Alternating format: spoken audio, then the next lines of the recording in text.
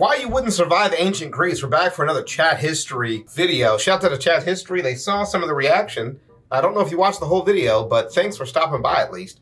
We have a good time. You'll notice a trend here. This is definitely my favorite time period. Let me see where my wife is in relation to the house because dinner is on the way. Oh yeah, man update, by the way. I am winning chess matches again. I'm really happy for trying to play again. One of the most tilting games. Anywho, then let's get into it. Here we go. Nice music reference, dude.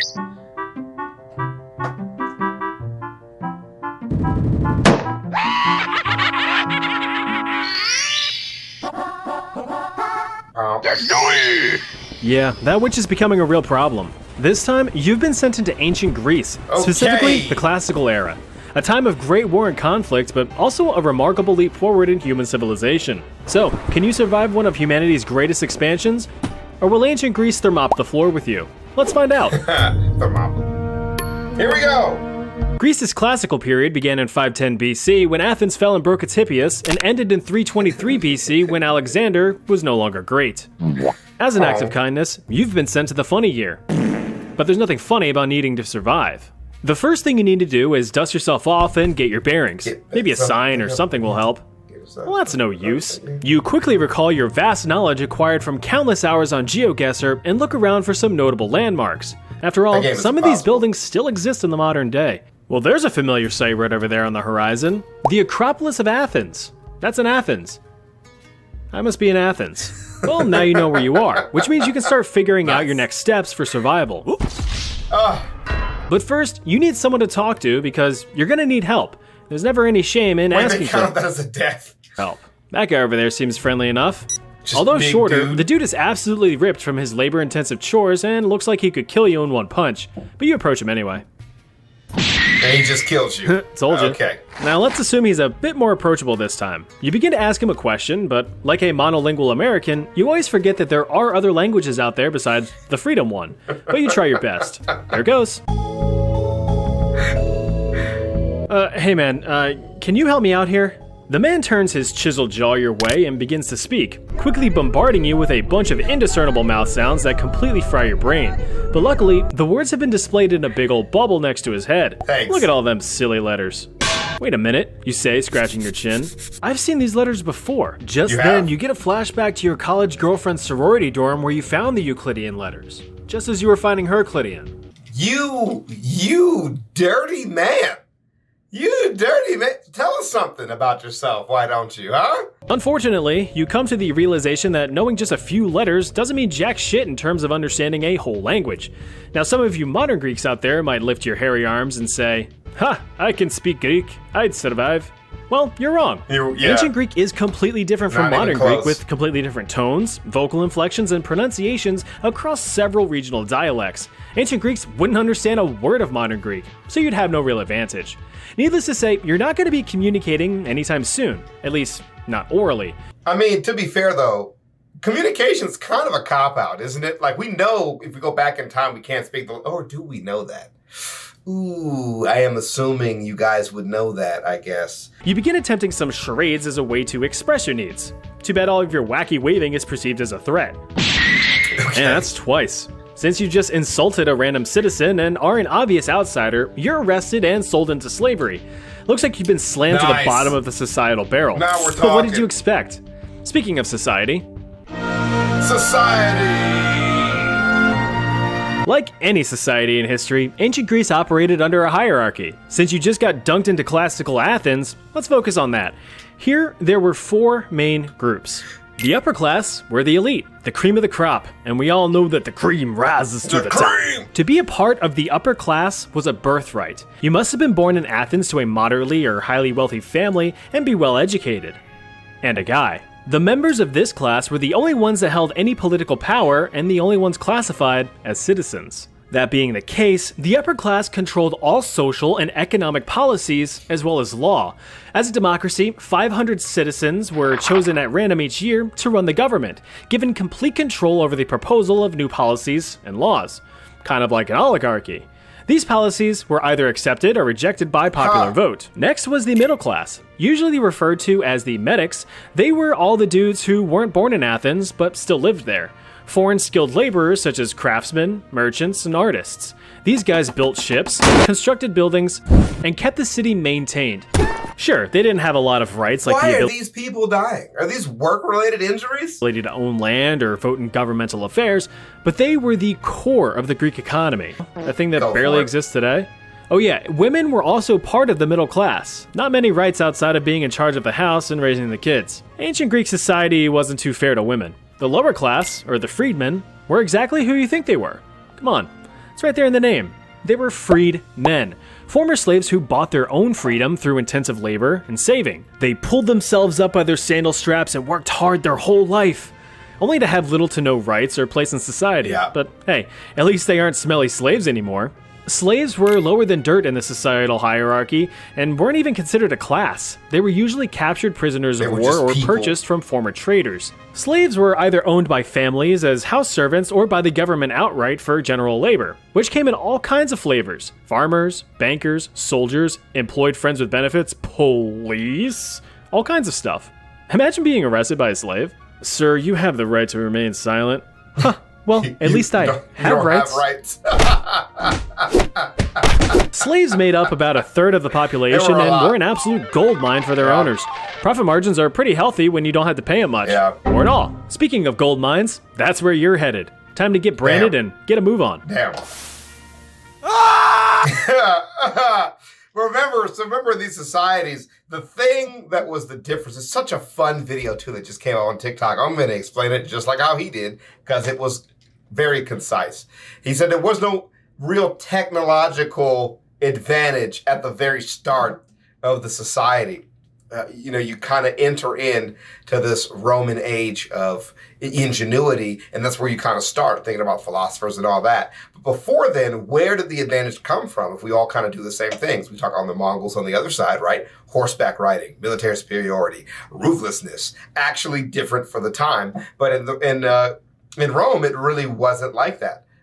So where you get the advantage is taking all of the cultures around them and kind of embedding them into their society. The Rome specifically into the army, and that's what the video was about, was just about using people's armies to the Roman advantage, where we could just raise armies repeatedly. Where you have one army, we have as many armies as we have people that we've conquered, which is a lot.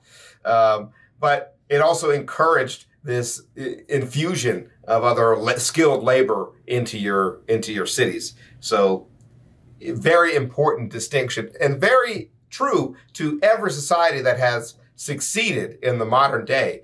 They use labor and skills from other places to improve themselves. And it's just a necessary part of, now we call it globalization, but for them, it's across the over yonderization. Just that guy over there can help me as much as possible. So let's go with labor. You're swiftly carted off to join a group of miners so large. Also, a subscribe stamp brand is insanity. It would cause a YouTube elite to start sweating. Oh man, looks like all the cool slaves have been sent to the surface mine to get gold and silver. But since your mining level sucks, you get to go underground for some cuprum. That's copper. Working in a mine was brutal. Slaves were subjected to intense labor all day, working in poorly ventilated and swelteringly hot cave systems hundreds of feet deep in the earth, illuminated only by dim oil lamps. You can't see shit, which means your fellow slaves can't see jack shit. So watch out for rogue pickaxes. Oh, that would be awful. Oh, you toil I felt that, dude. Away day in and day out for a while now, but notice that, like the rock around you, you're getting chiseled. The combination of your new Mediterranean diet and constant physical exertion starting to pay off. You're able to mine more efficiently, and you're outperforming your coworkers. Thanks to all of your hard work and dedication, the local mine supervisor rewards you with more backbreaking work. Looks like you gotta add your pride to the list of things getting crushed around these parts. You're working hard and gaining some gains, but you need to start finding a way out of here soon. You see, the life expectancy for miners was only a few years. Wow. With hazards like coal dust, lead exposure, and cave-ins, it was a quick way to have your lifespan get completely rocked. Ah, jeez. Looks like Atticus is showing signs of a fever. And Pucus over there? He's earning his namesake. You ask your buddy Atlas what the heck's going on, to which he responds, Looks like they all caught some sort of disease. No matter where you throw a dart on the board of history, diseases were always in the spotlight. It's everywhere, bro. Perhaps the most common in classical Greek times were smallpox, influenza, and measles. Luckily for you, your parents love you and got you vaccinated when you were just a wee babby, right? Of course, otherwise you'd look like this.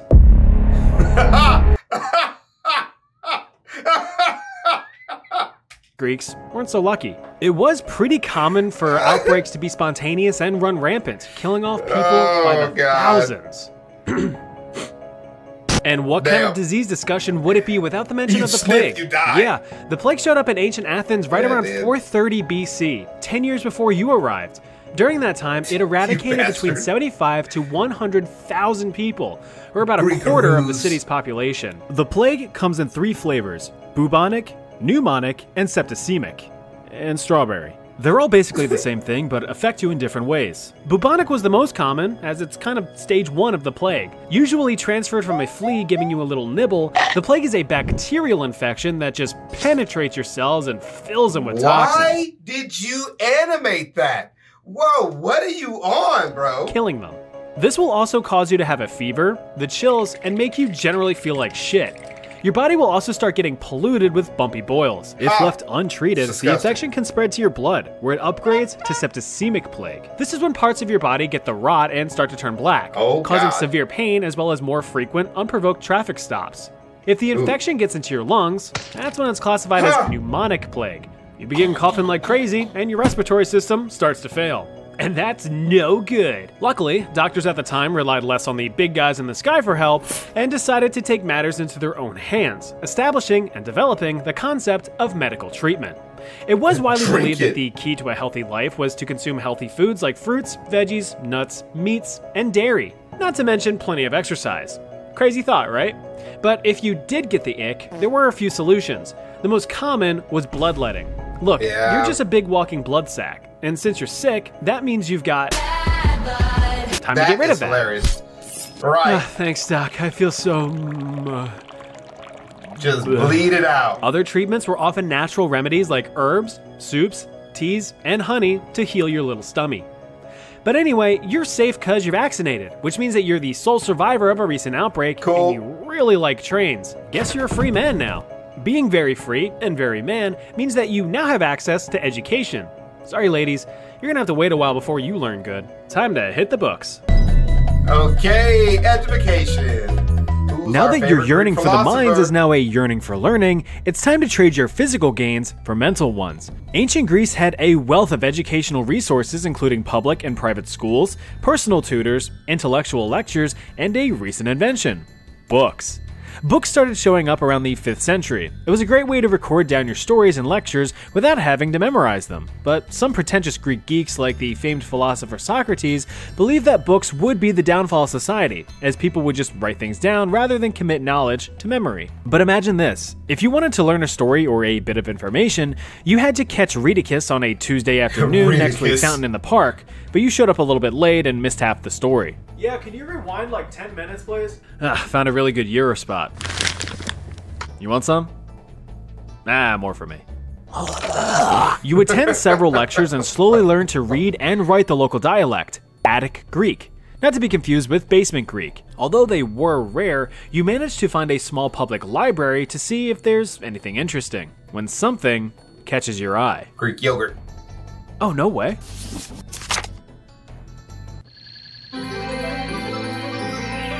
What is this witch storyline that I've missed out on? Okay, buddy. Run on. What the fuck? What the fuck? Like I said, I'd survive. I want another one. Do another one. Do more. There's more to be said here. That was a very, very brief overview. You know what I mean? Fun fact, we all learn ancient Greek in school-ish. I am Greek. It means Athens. Thanks, bud. I enjoyed the dialogue bubbles, and I'm chuckling. You would have a hard time understanding Greek depending on your literacy, but most Greek-speaking people would have a significant advantage in the video scenario. All right, then. There you go. I want more details. That was such a brief overview for you, dude. I want more. The language part, apparently, the Greek speakers was really, really relevant. And I think that's really dope, actually. Because I was wondering what that was. I was like, this is kind of like a cop-out. But apparently the language part actually resonates very well with Greek people. So I think that's pretty dope. Any Greeks out there? I know we have some, but did you speak Greek? Then let me know what you feel about that portion specifically, because I thought that was the least relevant of all of it. But yeah, I'll see you guys in the next one. Peace.